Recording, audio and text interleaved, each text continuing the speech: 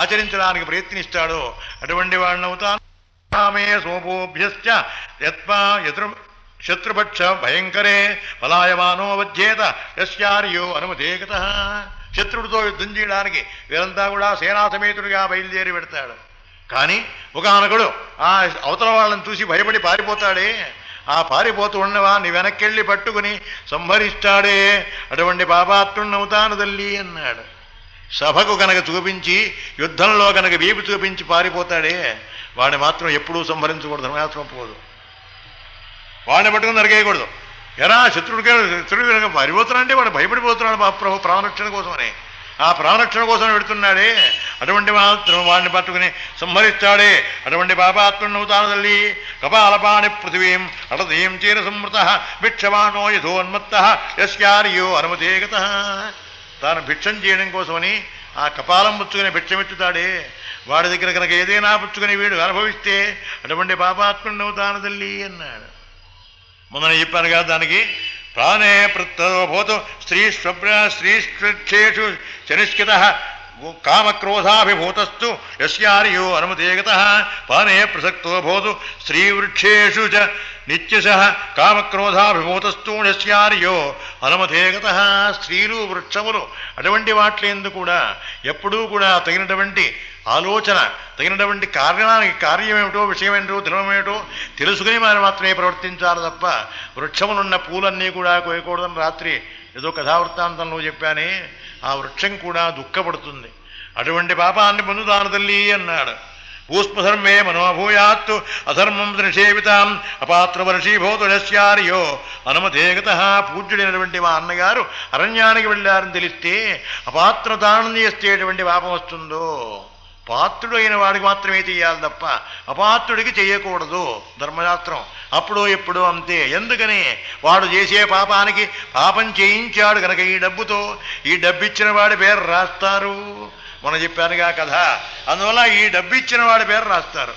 అందుకనే కేవలం కుంటి వాడికే ధర్మం చేయరా అన్నాడు. అంటే వాడు బ్రతికే అవకాశం లేదు కనుక అంత ఆ కారణం చేసి వాడికే కానీ శుభ్రంగా కళ్ళు కాళ్ళు చేతులు అన్నీ ఉంటే వీడు చేసే పాపకార్యానికి ఈ డబ్బు తీసుకెళ్ళి వాడు ఏదో రకరకాల పాపాలు చేస్తే ఆ పాపాలకన్నింటికి ఈ డబ్బు ఇచ్చిన వాడి పేరు రాస్తారు, వాడి పేరు రాయరు. చూసారా? ఆ కారణం చేసి అటువంటి పాపాత్ముడు అవుతానే అటువంటి వాడిని అవుతాను తల్లి అన్నాడు. విలుప్యస్తాం యస్యార్యో అనుమతేగత ఉభే సంధ్యేశయానస్య యాత్రోపం పరికల్ప్యతే తచ్చ పాపం భవేత్ తస్కర్యో అనుమతేగత. 2 సంధ్యా సమయములలో నిద్రపోతున్నవాడున్నాడే. సూర్యే శాస్తంగతే రాత్రు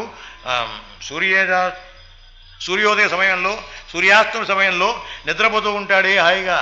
అటువంటి వాడు ఏ పాపాత్ముడవుతాడో అటువంటి వాడిని అవుతాను తల్లి అన్నాడు.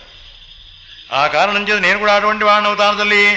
యదగ్నిధా ఇదే పాపం యత్పాపం గురుదల్పగే మిత్రద్రోహేత యత్పాపం తత్పాపం ప్రతివజ్యతాం.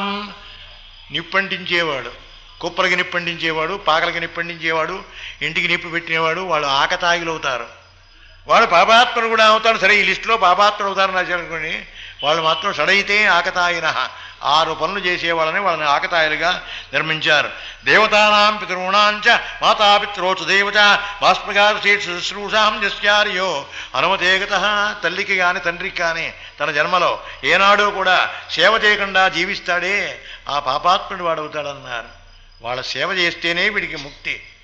మాతృపితరుల యొక్క రుణం తీర్చుకోవడం అంటే వాళ్ళకి సేవ చేసినప్పుడు మాత్రమే. తల్లికైనా సరే అటువంటి ఉపాచారం చేయనటువంటి మహానుభావులు ఉన్నారు. తల్లి రుణం తీర్చుకున్న వాళ్ళు ఉన్నారు. తండ్రికి ఎలా చేసిన వాళ్ళు ఉన్నారు. సదాం లోకాత్ సంకీర్త్యా సంజుష్టాత్ కర్మణస్తథా పృశ్యమక్షి ప్రదత్యార్యో అనుమతేగత. కూడా భోజనం పెట్టడం కోసమని తీసుకెళ్ళి వాడికి మాత్రం అన్నం పెట్టకుండా ఇతరమైన రకములైనటువంటి ఇబ్బందులు కలిగిస్తాడే అటువంటి వాడు ఎటువంటి పాపాత్ముడవుతాడో అటువంటి వాడిని అవుతాను తల్లి. అపాస్య మాతృశుశ్రూషాం అనర్ఘ్యేసోపతిష్టతాం దీర్ఘబాహు మహావక్షాళస్యార్యో అనుమతేగత. శరీరం మాత్రం వీడికి బాగా పెరిగింది. తల్లి తండ్రి ఇచ్చారు కదా శరీరం మాత్రం పెంచేశాడు మహాప్రభు. బోర్డు ఉంది. కానీ శరీరంలో దేనికి కూడా పనికొచ్చేది ఒక్కటి కూడా లేదు వీడికి. వాడు ఎటువంటి పాపాన్ని పొందుతాడో అంటే ఇంత శరీరం ఉండి తల్లికి కానీ తండ్రికి కానీ సేవ చేయకుండా జీవిస్తాడే అటువంటి పాపాత్ముడిని అవుతాను తల్లి అన్నాడు. బహుపుత్రో దరిద్రశ్చ జ్వరరోగ సమన్విత సభూయా సంతత క్లేశ యస్యార్యో అనుమతేగత. చాలా సంతానం ఉంది పాపం, ఐశ్వర్యం లేదే, వాడు ఏదైనా యాచకుడిగా వస్తాడే, ఎందుకయ్యా ఇంత 8 మంది పిల్లలు కన్నావు అని వాడిని కనుక ప్రశ్నిస్తే అటువంటి వాడు ఎటువంటి పాపాత్ముడు అవుతాడో అటువంటి వాడు అవుతాను తల్లి అన్నాడు. ఏమంది వాడు పిల్లలు ఎందుకు కన్నాడో వీడికి కావాలా? నువ్వు పెట్టావు, పెట్టకపోతే పెట్టకపోయినావు, పాపం వాడు ఏదో యాచన చేశాడు, ఆ యాచన కోసం వచ్చాడయ్యా, బహుపుత్రునండి, ఆ కాలం చేత దరిద్రవశాత్తు వచ్చాను మహాప్రభు అన్నాడా? ఆ దరిద్రం పోనీ తీర్చు, లేకపోతే మానే. అంతకాలం ఆ మాత్రం చేత కేవలం వాణ్ణి అలా నిందించడం మాత్రం తప్పు కనుక అటువంటి నిందించిన వాడు ఎటువంటి పాతకుడు అవుతాడు, అటువంటి వాడు అవుతాడు. ఆశామాసాం సవాలానాం దీనానాం ఊర్ధ్వచక్షుషాం అర్ధినాం విత్తకారుణ్యాత్ యస్యార్యో హనుమతేగత. ఎవడైనా దేహి అని యాచించడానికి వచ్చినప్పుడు వాడిని అంత పరిశీలించి పరీక్షించి మరీ ఇవ్వవలే. లేకపోతే వాడు చేసే సుకృత దుష్కృతములకన్నింటినీ కూడా వీడే బాధ్యుడవుతాడు కనుక అంత ఆలోచన చేసి చేయవలే. ఆలోచన చేయకుండా కనుక ఎవరికైతే ఏదో తోచినదిగా చేసేసామే అటువంటి పాపాత్ముడవుతాను తల్లి అన్నాడు. మాయాయారవదాన్ నిత్యం పురుష విషణో శుచి రాజ్ఞోభిదస్తు ధర్మాత్మాలస్యార్యో హనుమతేగత. రహస్యంగా తన యొక్క గొప్పతనాన్ని చెప్పుకుని ఇతరమైనటువంటి కథలను చెప్పి స్త్రీని అనుభవించడం కోసం ప్రయత్నిస్తాడే అటువంటి పాపాత్ముడున్నాడే, అటువంటి వాడిని అవుతాను తల్లి అన్నాడు. ఋతుస్నాతాం సతీం భార్యాం ఋతుకాల కాలానురోధినీం అతిథ్యేతస్మాస్మార్యో హనుమతేగత. ఋతుస్నానం చేసిన భార్యని ఇంట్లో వదిలేసి ఆ సమయానికి కనుక లేకపోతే ఎటువంటి పాపాత్ముడు అవుతాడో అటువంటి వాడిని అవుతాను తల్లి అన్నాడు. ఋతుస్నాత అంటే వెలపలుండి 4వ రోజున స్నానం చేసిన ఆవిడ పేరు ఋతుస్నాత అంటారు మహాప్రభు. అటువంటి ఋతుస్నాతకి సమయంలో కనుక భర్తగారు లేకుండా ఎవరినైనా చూడవలసి వస్తే ఆ పాపం వీడిది. విప్లప్త ప్రజాతస్య దుష్కృతం బ్రాహ్మణస్కేతు ఉదేక ప్రతిపచ్చేతస్యార్యో హనుమతేగత. కేవలం పరాయి వారి యొక్క ధర్మమునే ఆచరించడం, పరధర్మాన్ని తాను ఆచరించడానికి స్వధర్మాన్ని విడిచిపెట్టేసి స్వధర్మాన్ని ఎప్పుడు కూడా లెక్క చేయకుండా మనం ఏ జాతిలో పుట్టాం, మన ధర్మం ఏమిటి, మన ధర్మం ఏది ఆచరించాలి అనేటువంటి అవకాశం కూడా లేకుండా పరధర్మం కోసమే ప్రాకులాటపడతాడే అటువంటి వాడిని అవుతాను తల్లి. పానయ్య దూషణేయ పాపం తదైవ విషదాయకే యత్తదేవలభతాం యస్యార్యో హనుమతేగత. మంచినీళ్లలో కనుక విషం కలిపితే అటువంటి పాపాత్ముడవుతాను తల్లి అన్నాడు. పానీయంలో విషం కలిపితే అటువంటి వాతవుతాడో అటువంటి వాడిని అవుతాను తల్లి. బ్రహ్మణా యోచితాం పూజాం విహంతు కలుషేంద్రియ బాలవత్సాంజగాందోగ్ధుం జస్యార్యో హనుమతేగత. ఆవు ఈయన 11వ రోజు సాయంకాలం లోపల, అంటే ఈ 11 రోజులు కూడా పాలియడానికి వెళ్ళలేదు, 11వ రోజున శుద్ధి అవుతుంది ఆవుకే. తన దూడని నాకుతుంది కావాలంటే చూడండి. ఆవుని మరి పెంచితే తెలుస్తుందని, ఆవుని పెంచితే ఆ ఆవు కనుక ఇంట్లోనే దొడ్లో ఈంతే ఈయన 11వ రోజున దానికి శుద్ధి, 11వ రోజు సాయంత్రం పాలు తీసుకోవచ్చు. బాలవత్సాంజగాందోగ్ధుం జస్యార్యో హనుమతేగత. తృష్టార్థం తది పానీయే విప్లంబేన యోజయేత్ విప్లబ్ధేన యోజయేత్ లభతేతు స్కిరత్పాపం జస్యార్యో హనుమతేగత. అంటే పానీయంలో కేవలం విషం కలిపి విప్రలంబేన యోజయేత్ లభతేతు స్కిరత్పాపం నస్యార్యో హనుమతేగత. అది బ్రాహ్మడికి పెట్టడాల ప్రయత్నం చేస్తాడే అటువంటి పాతకుండా అవుతాను తల్లి అన్నాడు. భవ్యా విదానేషు మార్గమాశ్రిత్య పశ్యత తస్య పాపేన యజ్యేతు నస్యార్యో హనుమతేగత. విహీనాం ప్రతిపుత్రాభ్యాం కౌసల్యాం పార్థివాత్మజ యశమస్వాన్ ప్రయత్నేన దుఃఖార్తో విపులద్రుమః విపపాత. దుఃఖార్తో విపవాత 92లో రాశాను బాబు ఇది కాగితం. 92లో ఎందుకో అవసరం వచ్చి 92లో అప్పటి నుంచి తిప్పుతూనే ఉన్నాను దీన్ని. అలా తిప్పుతుండడం, మళ్ళీ సాయంత్రం రామాయణంలో పెట్టేయడం, మళ్ళీ దాన్ని బీరోలో పెట్టడం మహాప్రభు. ఎంచేత అవసరం అది. కేవలం అన్ని ఎన్నున్నాయండి మరి అవన్నీ ఒకప్పుడు పురాణంలో. ఇప్పుడు కొన్ని మానేసినా కొన్ని చెప్పినా కథావృత్తాంతం కనుక మా ఇష్టం. కొన్ని మానేస్తున్నాం, కొన్ని కొత్త చెబుతున్నాం, కొన్ని ఇతరమైన చెబుతున్నాం. కానీ ఇవి మాత్రం తప్పనిసరిగా మానవుడికి కావలసినవి అనే భావన చేత వాటిని రాసుకొచ్చాను మహాప్రభు. విప్లబ్ధేన యత్పాపం. అటువంటి మహాపాతకులు ఎటువంటి ఉన్నారో, ఎంతమంది ఉన్నారో అటువంటి పాపంలో నేను కూడా ఒకడినవుతాను తల్లి అని కౌసల్యమ్మ కాళ్ళ మీద ఓడిపోయి అలా మహానుభావుడు భరతుడు విలపిస్తున్నాడు. కౌసల్య కాళ్ళ మీద ఓడిపోయి అలా విలపిస్తున్నటువంటి మహానుభావుడికి ఏడుస్తూ అలా వచ్చేప్పటికీ ఇంత దూరం ఆ శ్లోకాలన్నీ చదివాడండి. కౌసల్యమ్మ కాలనబడి ఏడ్చాడు మహాప్రభో. నేను ఎటువంటి పాతకుండవుతాను తల్లి, ఎటువంటి పాతకుండవుతాను, ఎటువంటి పాతకుండవుతాను అంటూ ఈ పాతకుల లిస్టంతా కూడా మొత్తం కౌసల్యమ్మ కాళ్ళనబడి యాగరవ పెట్టాడు. మొత్తం సర్గంతా రాశాడు మహాప్రభో వాల్మీకి. ఆ కారణం చేత మొత్తం ఆయన యాగరవ పెట్టాడు. ఆ యాగరవ పెట్టగానే అదే సమయానికి వచ్చాడు మహాప్రభో వశిష్ఠ మహర్షి గారు. ఏమయ్యా మీ వాళ్ళు కాళ్ళెట్టుకోవడం, మీ అమ్మతో మాట్లాడుతాడు ఇంతేనా? అసలు మీ నాన్నగారికి అంత్యక్రియలు కూడా చెయ్యవా అన్నాడు ఆయన. అప్పటిదాకా శవం ఉందని తెలియదు, దీనికి శవం ఉందని తెలియదు. అమ్మగారు చూస్తే ఆవిడ వేషం అలా ఉంది, ఇక్కడ చూస్తే బాబా ఇవిడు దుఃఖపడుతున్నారు కనుక కేవలం ఇంకా శవం అక్కడే ఉన్నట్టుగా మహానుభావుడికి ఏమీ తెలియదు. అందువల్ల మహాప్రభో బోరమని ఏడ్చేశాడు. ఇంకా కూడా మహాప్రభో ఇంకా నాన్నగారి శవం ఇక్కడే ఉందా అన్నాడు. ఆ కారణం చేత నాయన లేవరా బాబు, తైలంలో పెట్టెట్టే పెట్టాం, తగిన వారు లేక అన్నారు. మీ అన్నగారు అరణ్యానికి వెళ్ళారు, నాన్నగారు స్వర్గానికి వెళ్ళారు. ఆ కారణం చేత మరి ఎవరూ లేరురా, ఇక్కడ ఏం చేయాలి? కృత్యమాత్యంతికం అన్నాను, అందుకనే నేనే కబురు చేశాను. ఎందుకు అర్జెంట్ ఏర్పడి అన్నాను తప్ప, లేకపోతే ఏదో యజ్ఞమో లేకపోతే యాగమో ఏదో అనుకుంటున్నాను. ఏమనుకున్నా పర్వాలేదు, అవసరం పని ఇది. కానీ నీకు మాత్రం చెప్పడానికి వీలు లేదు. చెబితే నీ యొక్క మనస్సు మాత్రం అంత సుస్థిరంగా ఉండదు కేవలం. అందుకనే భరతుడికి ఏ విషయం కూడా తెలియదు. భరతుడికి ఏ విషయం కూడా తెలియకపోవడానికి కూడా మరి కారణం వాడు అక్కడే ప్రాణత్యాగం చేస్తాడు.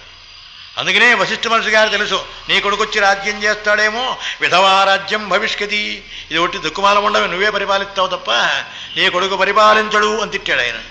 అంటే వాడి సంగతి ఆయనకు తెలుసు.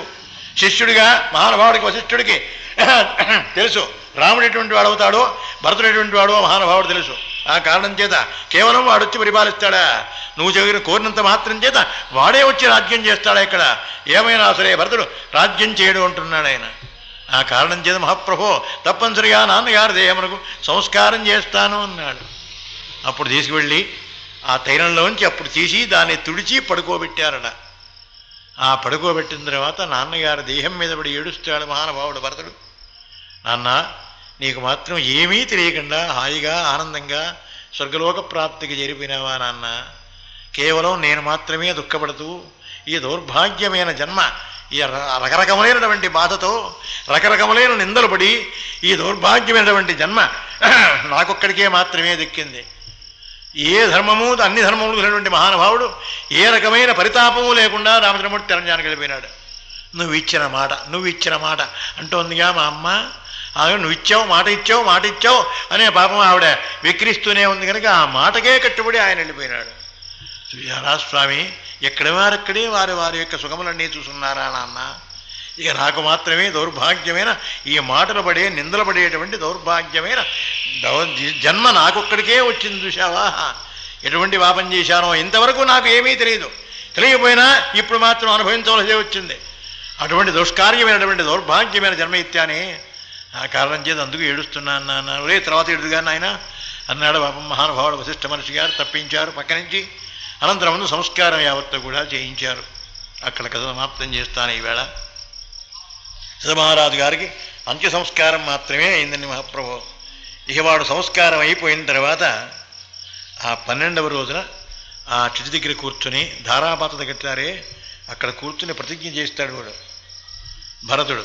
అక్కడ ప్రతిజ్ఞ చేశాడు, నాన్న నీ సమక్షంలో చెబుతున్నాను, నీ కారణంగా ఇప్పుడే నేను ఒక మాట ఇస్తున్నాను. ఆ మాట ప్రకారం అయోధ్యాం న ప్రవేశ్యామి, అయోధ్యలో మాత్రం ఉండను. ప్రవేశ్యామి తపోవనాల్లో, కేవలం అన్నగారు ఎక్కడున్నారో తపోవనానికి నేను కూడా అక్కడికే వెళ్ళిపోతాను తప్ప నేను మాత్రం అయోధ్యలో ఉండను. రాజ్యకాంక్ష కోసమనే ఒక ఆడది సంపాదించి పెడితే అనుభవించేటువంటి దుస్థితి నాకు అక్కర్లేదన్నాడు కూడా. అటువంటి దుస్థితి మాత్రం నాకు అక్కర్లేదు. ఉత్తమం స్వార్జితం విత్తం, మధ్యమం పితృార్జితం, అధమం కేవలం భ్రాతృవిత్తంచ స్త్రీవిత్తం అధమాధమం. ఈ దుఃఖమాన దౌర్భాగ్యం ఇదే. తాను సంపాదిస్తేనే గౌరవం మహాప్రభో. తన స్వార్జితం విత్తం తాను సంపాదించుకుంటాడే దానికి మాత్రమే గౌరవం. మధ్యమం పితృార్జితం, మా నాన్నగారు సంపాదించాడని మాకేం కూర్చుంటే తినొచ్చు అంటాడే వీడు, అది మాత్రం మధ్యమం. మా నాన్నగారు సంపాదించాడు, మేము కూర్చునే తింటున్నాం, అంతకన్నా మాకు చేత కాదు అనేటువంటి శాస్త్రజ్ఞుడు ఉంటాడే వాడు మధ్యమం. ఇక అధమం భ్రాతృవిత్తంచ, ఏ అన్నగారో తమ్ముడు చచ్చిపోతే ఆ ఆస్తి కూడా ఆవిడ కలుస్తాడే కలుపుకుంటాడు, అది మాత్రం అధమం.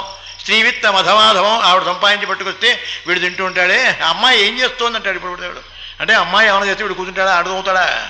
ఏమిటండి దౌర్భాగ్యం అడగడం ఏమిటండి అసలు? ఏం ధర్మశాస్త్రం తెలుసు అసలు? మానవ జీవితం ఎలా బ్రతకాలో తెలుస్తా తెలియదు. అలా అటువంటి దౌర్భాగ్యం, అటువంటి దుస్థితి ఈనాడు మనం చూస్తున్నాం. చూడండి, ఈనాడు ప్రపంచాన్ని గురించి పాపం అయోధ్యకాండలో అనేక రకమైన ధర్మములను మన మానవాడు జ్ఞాపకం చేస్తాడు.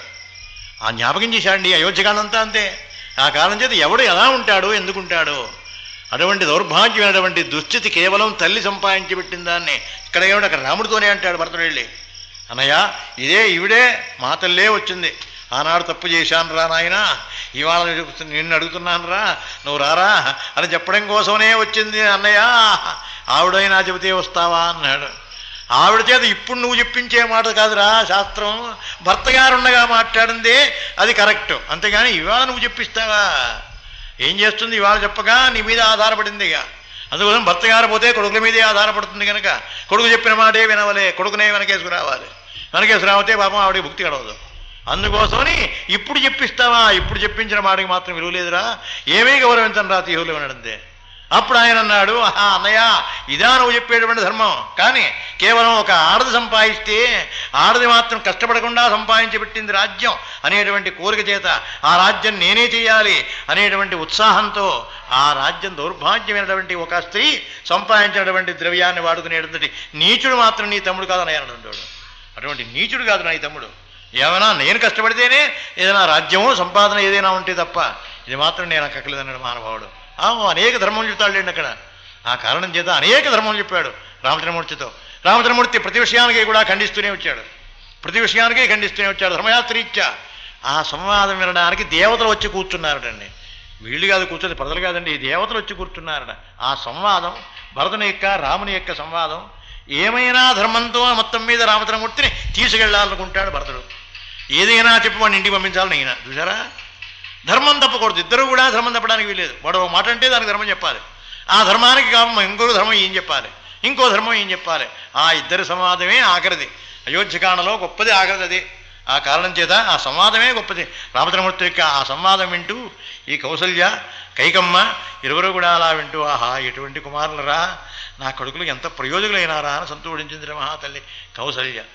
అలాగే మహాతల్లి కైకమ్మ కూడా అలా సంతోషించిందిట, నా కుమారుడు ఇంత గొప్పవాడైనాడా, ఇంత గొప్ప కుమారులు కన్నానా నేను అని సంతోషించిందిట మహాపాత్ర. ఆ పాత్ర యొక్క విశేషాలు ఇంకా మనం చెప్పే కదండి. ఇక వెళుతు కొద్ది ధర్మములే, కేవలం అయోధ్యకాండ అంతా కూడా ధర్మములతోనే నిండి ఉంటుంది కనుక. సరే రేపు భరతుని యొక్క ధర్మాలు ఇంకా రేపు వస్తాయి మళ్ళీ, అంటే ఇలా ఉండదు, లిస్టు ఉండదు. ఇతరమైనటువంటి ధర్మాలు మామూలుగా సహజంగా ఆ తండ్రి గారికి అగ్ని సంస్కారాదులన్నీ చేసిన తర్వాత పాపం మహానుభావుడు రకరకములుగా విచారిస్తూ వశిష్ఠ మహర్షి గారికి కూడా పోటీ పెడతాడు. వశిష్ఠ మహర్షి గారిని కూడా పోటీ పెడతాడు. అన్నాడు ఆయన, ఏరా నాయన నువ్వు రాజ్యం అక్కర్లేదంటున్నావు, మీ అన్నయ్య విడిచిపెట్టి వెళ్ళాడురా, ఈ రాజ్యం అంతా నా భరతుడే చెయ్యాలి అని చెప్పి వెళ్ళాడురా మాకు అన్నాడు. ఓహో చాలా సంతోషం గురువుగారు, మీరు కూడా నన్ను మభ్యపెడుతూనే ఉన్నారు చూశారా, మీరు కూడా మభ్యపెడుతున్నారు. మా అన్నగారు ఇచ్చి వెళ్ళాడా, మా నాన్నగారికి ఎవరిచ్చారండి మా అన్నయ్యకి? మా అన్నయ్యకి ఇస్తే ఆయన ఇస్తాడు, మా అన్నయ్యకి ఇవ్వలేదు అసలు, మా అన్నయ్యకే పట్టాభిషేకం కాలేదు. పట్టాభిషేకం కానప్పుడు రాజ్యమే ఆయనది కాదు కదా, రాజ్యమే ఆయనది కానప్పుడు భరతుడికి నాకు మాత్రం సమర్పిస్తాడా రాజ్యం? ఇదంతా కల్పితం, ఇదంతా మా అమ్మ యొక్క కుయుక్తి, ఆవిడికి ఆధారపడి మీరంతా బతుకుతున్నారు కనుక మహారాజు గారికి జై, వినాడు మళ్ళీ కైకమ్మకు జై అనాలి మీరు మహాప్రభో, అది మీ ఆలోచన.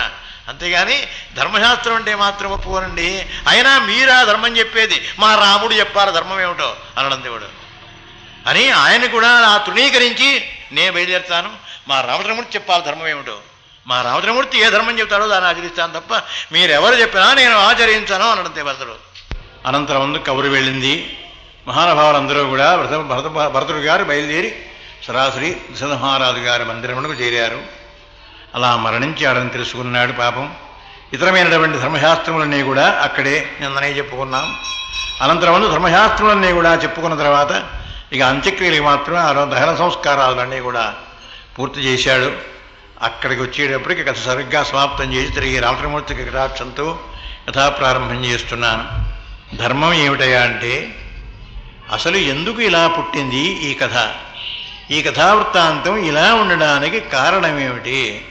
ఏమండి అనేక రకములుగా కథలు ఉన్నాయి, అనేక రకములుగా భావాలు అర్థాలు చెప్పుకొస్తున్నారే, కానీ ఈ వృత్తాంతం మాత్రం, ఈ కథ మాత్రం ఇలా ఉండడానికి కారణం ఏమిటి? దానికి ఒక శాస్త్రం ఉంది దాని మీద. దాని గురించి ఒక ప్రత్యేకమైనటువంటి ప్రశ్నలు ఉన్నాయి. ఏమిటి? రామచంద్రమూర్తి కథ మాత్రమే ఇలా తయారు చేశారా?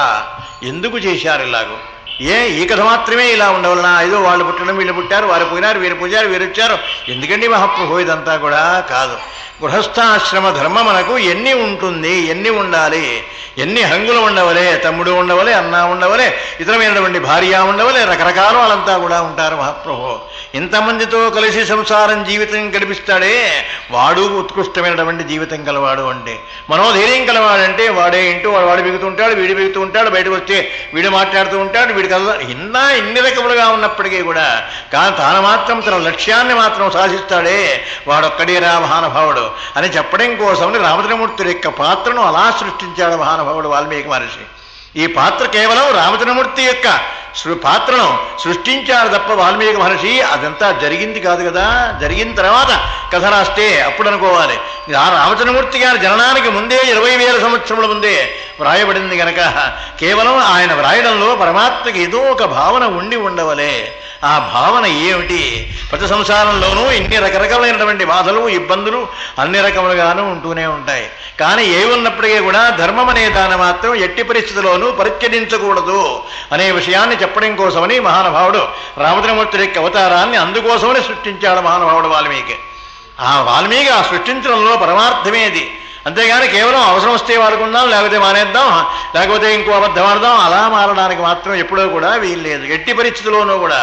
అంటే రామచంద్రమూర్తికి ఎన్ని కష్టములు వచ్చినా, ఎన్ని రకరకమైనటువంటి ఇబ్బందులు కలిగినప్పటికీ కూడా తాను మాత్రం ఆ దృష్టిని మాత్రం ఎప్పుడో కూడా ధర్మశాస్త్రమందు, ధర్మమునందు ఎప్పుడో కూడా కట్టుబడే ఉన్నారు తప్ప దాన్ని మాత్రం ఎప్పుడూ పరిత్యజించలేదు అనేటువంటి కథావృత్తాంతమును చెప్పడం కోసమని పరమాత్మ అందుకోసమని ఈ కథావృత్తాంతం అంతా మనకు జ్ఞాపకం చేశారు అని కొంతమంది మహర్షులు మహానుభావులంతా కూడా దీని మీద జడ్జిమెంట్ అంటే తీర్పు అలా చెప్పారు. ఆ కారణం చేత ఆ మహాభరతుడు బయలుదేరి వశిష్ఠ మహర్షి గారు ఇత్యాది మహానుభావులంతా వశిష్ఠో వామదేవచ్చ జాబానుధ కశ్యప ఇత్యాది మహానుభావులందరూ ఉండగానే సరాసరి కొంతసేపు పాపం ఏడ్చాడు. అనంతరం రథమహారాజు గారి శరీరమును అలా తీసుకువెళ్ళిపోయినారు మహాప్రభు. ఎక్కడికి? దీనికి మందిరానికి తీసుకుపోయినారు. అక్కడి నుంచి అలా తీసుకుపోయినారు మహాప్రభు బయటికి శ్మశానమునకు. అక్కడ ధన సంస్కారాలన్నీ చేశారు. ఎప్పుడు జరిగిందండి ధన సంస్కారం? ఎప్పుడు జరిగింది? శ్రావణ శుద్ధ షష్ఠి నాడు జరిగింది. శ్రావణ బహుళ షష్ఠి నాడండి. ఆ అనంతరబంధున ఇత్యాది ధర్మశాస్త్రములనే కూడా అలా అలా జాగ్రత్తగా చైత్ర బహుళ షష్ఠి అని ఒక ధర్మశాస్త్రం ఉంది. చైత్ర బహుళ షష్ఠి అని ఒకటి ఉంది. శ్రావణ మాసంలో ఒక ఆయన రాశాడు. కాదయ్యా చైత్రమాసమేనని చెప్పి రాశాడు మహానుభావుడైన వాల్మీకి. వాల్మీకి రాసిన మాత్రం చైత్ర బహుళ షష్ఠి నాడు రథమహారాజు గారికి దాన సంస్కారం జరిగింది. అక్కడ నుంచి ఇక్కడో ధర్మం.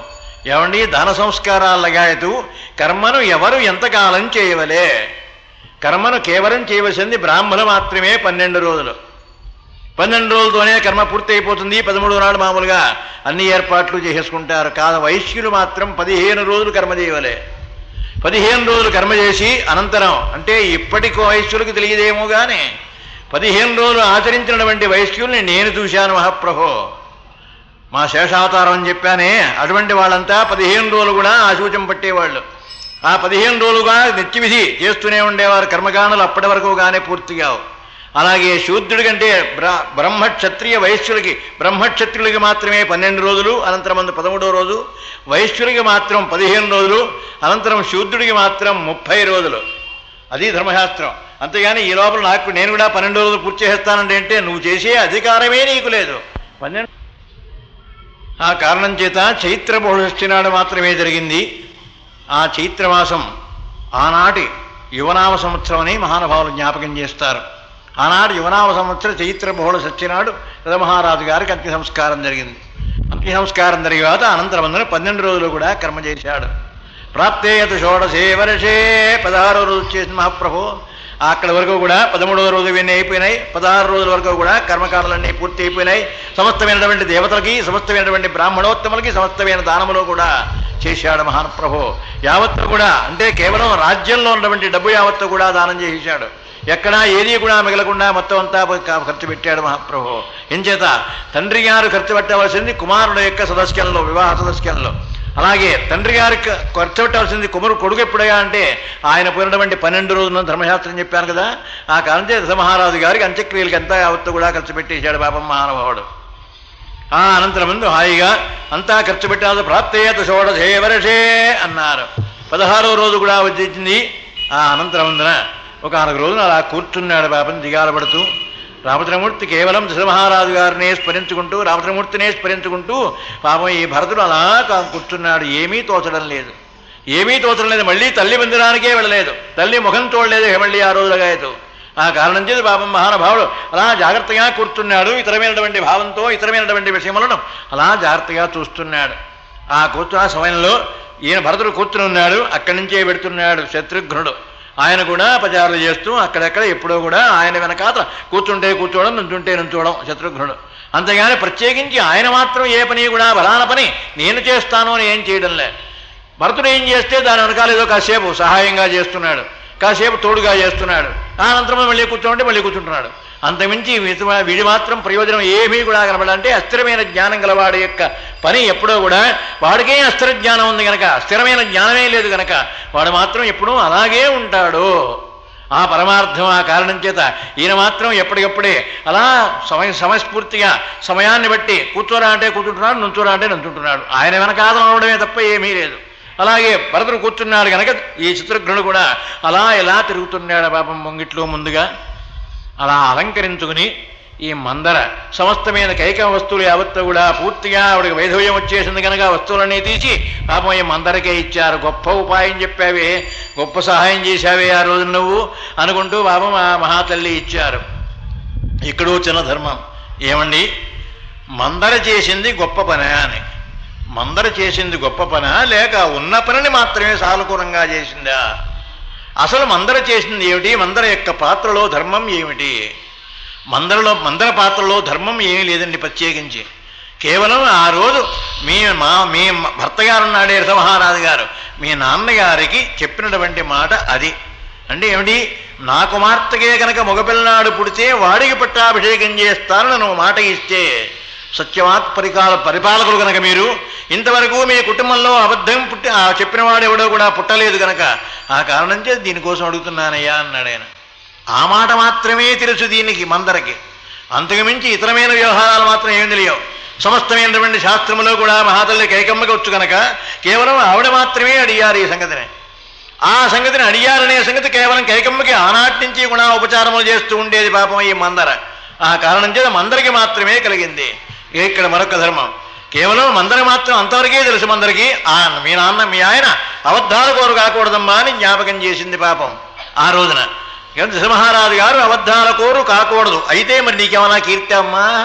దశమహారాజు గారు అబద్ధాల కోరానంటే నీకేమన్నా కీర్తి? ఆ కారణం చేత ఏమైనా శ్రీ సత్యవాక్ పరిపాలకుండా చేయవలే.